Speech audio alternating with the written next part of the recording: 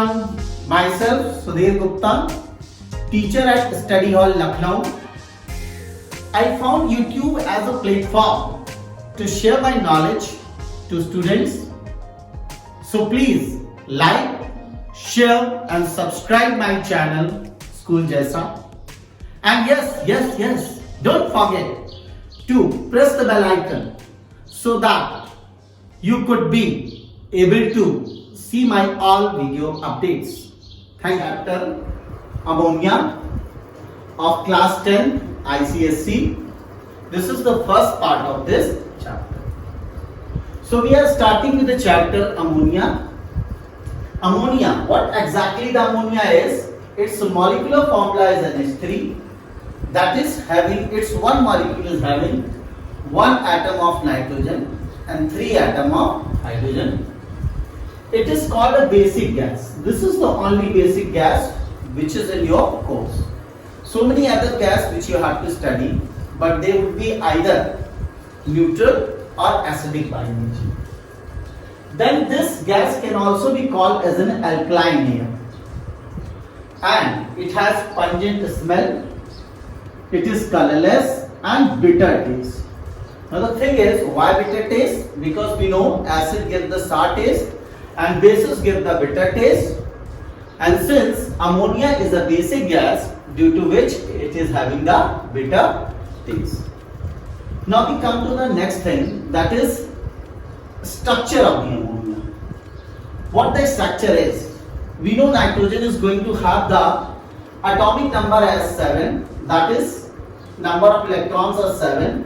So when you write the EC, that is electronic configuration, we see that 5 electrons are there in the outermost shell, and out of those 5 electrons I have taken one over here, one here and one here, and the remaining 2 I have taken here. Then we know that there are 3 hydrogen atoms and each hydrogen atom is going to have the 1 electron. So I mentioned that 1 electron with cross like this of each hydrogen atom. And then we can see there is a single covalent bond over here and here. But these 2 electrons are free. They are not bonded with any other atom or any other atom's electron. So what are these called? These are called as a lone pair. These are called as a lone pair. That is, lone pair electrons are those electrons which are not bonded with any other atom. Now, if I say this, ammonia is a basic gas. So why do we call it basic? We know that according to Arlene's theory, any of the compound is acid on the basis that it gives the H plus ion, and any of the compound is basic on the basis that it gives OH minus ion. But here what do we observe? That this ammonia is neither having O nor H. So when it is not having OH, then how can we say that it is basic? So although we would be studying this thing which I am going to tell you in higher class, that is in 11, there is another theory also, which is the theory of the Lewis, that is Lewis theory. And according to his theory, any of the compound, if having the lone pair, that can also have the basic nature. Means here according to the Lewis theory, we can see that there is a lone pair, and due to which the ammonia is going to be called as basic by nature, or it is called as a basic gas. Now we come to the next thing, that is the lab preparation of ammonia gas. How can we prepare in lab? So what the content has to be there? What should be the reactant? What should be the raw material? So in general equation, we say that any of the ammonium salt, alkali, when going to get reacted with each other, then they form ammonia gas along with salt and water. Now the question comes, what ammonium salt can be? What is that ammonium? We would have studied in class 9 that ammonium is represented like this. So when we say ammonium salt, that means it can be NH4Cl, it can be NH4 whole twice SO4, it can be NH4 whole twice SO4, it can be NH4 NO3. These all are the ammonium salt. But here what do we observe? That I have written only ammonium chloride.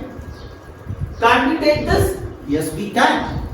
But we cannot take this as ammonium salt while preparing ammonia. What is the reason? I'll let you know.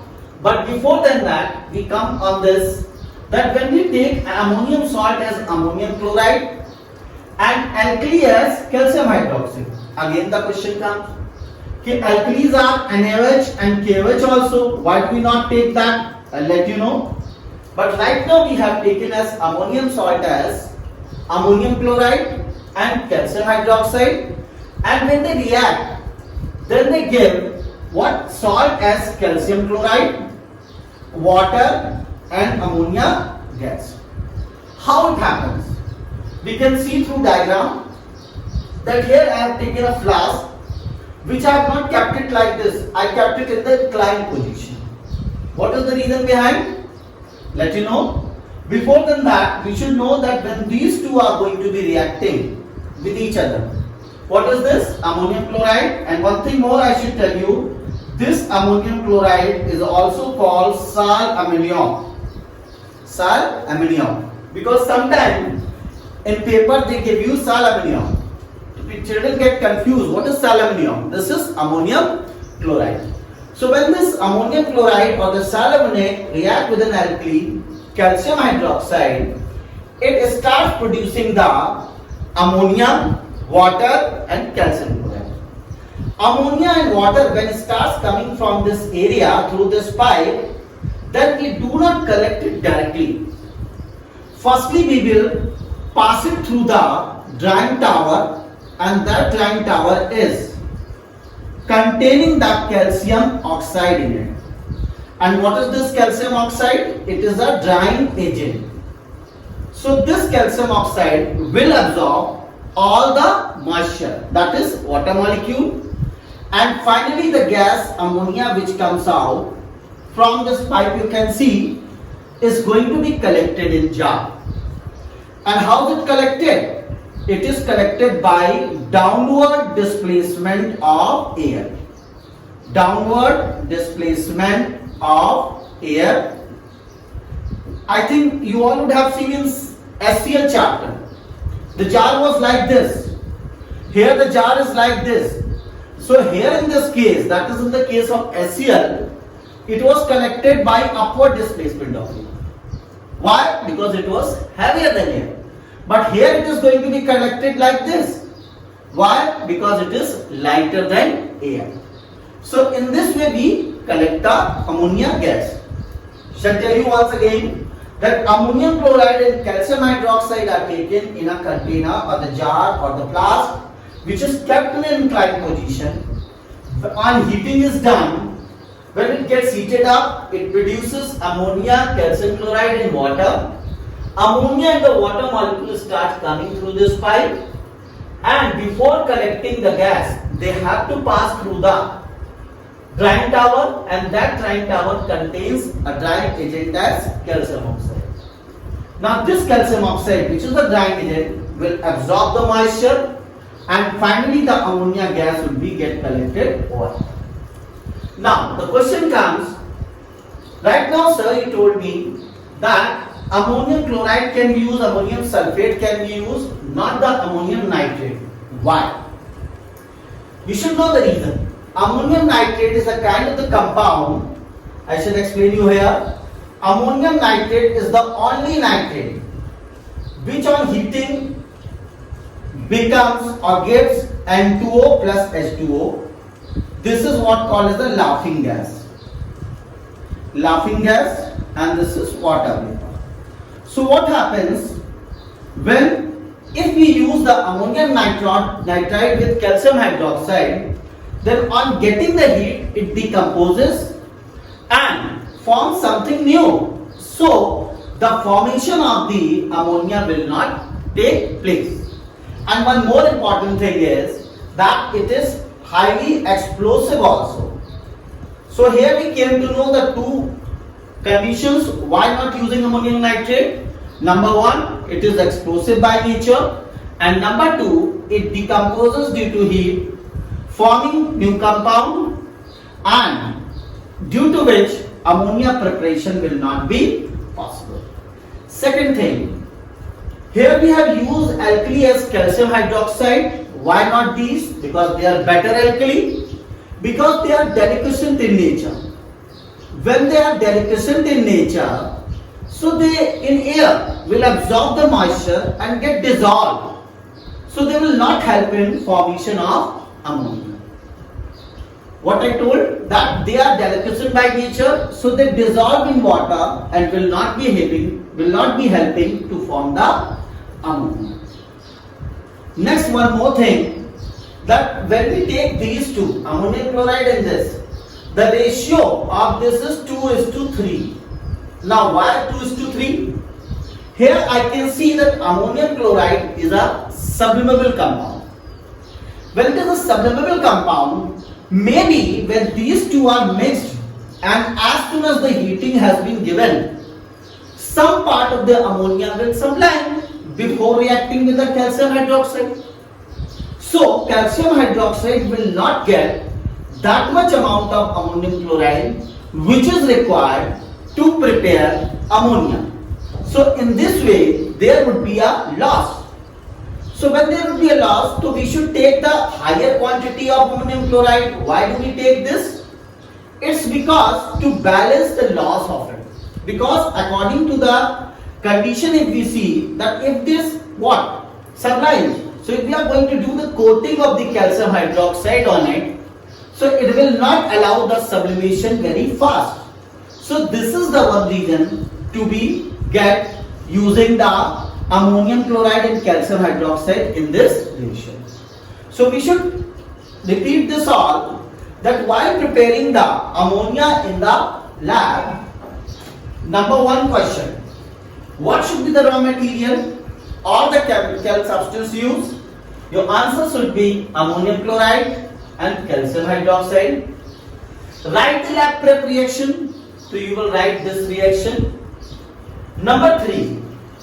Why do we not use ammonium nitrate? Because we know ammonium nitrate is highly explosive and on heating it gets or it makes some new product. So our purpose of formation of ammonia will not be sorted out. Why do we not use alkali as NH and KOH and we use this? Because they are deliquescent in nature. Next, why do we keep this flask in the inclined position? Now this is because we know when the formation of ammonia takes place, then there is a formation of the water molecule also, water vapor also. So think about it. If we keep the flask in this position, then the water molecule in the form of water vapor goes like this, and when they will get condensed and trickle down, they can fall on the walls of the container and they can break the glass container or jar. But if we are going to place it in the inclined position, then they will easily come out from this pipe. Next, name the drying agent used. Calcium oxide. Why do we use the calcium oxide? Because it is basic in nature. Since it is a base or basic in nature, so it will not react with the basic gas. Here one more question can come, that why concentrated sulfuric acid is not used, phosphorus pentaoxide is not used, although they are the drying agent.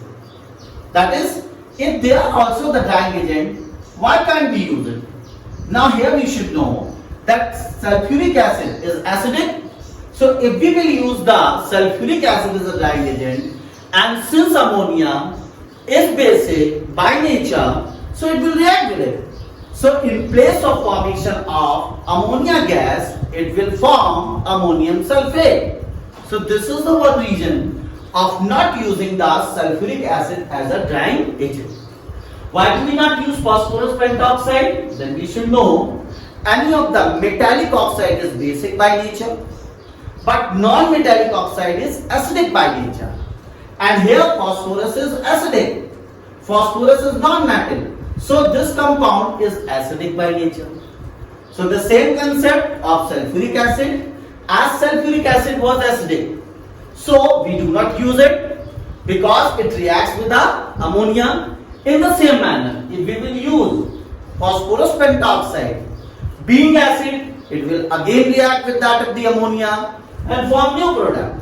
So again, our purpose of formation of ammonia will not be shorted out. Then we should know one more question, that how is it collected? It is collected by downward displacement of air. Question comes, why? Give reason. Reason is it is lighter than air. One more question, why do we not collect water? Why do we not collect water?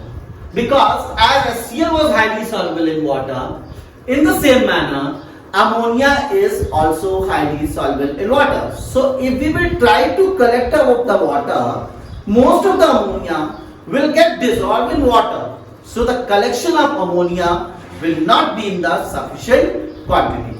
So these are the some questions which I told you are going to be asked in the exam related to this much portion of it. That is on the basis of the first part of my chapter.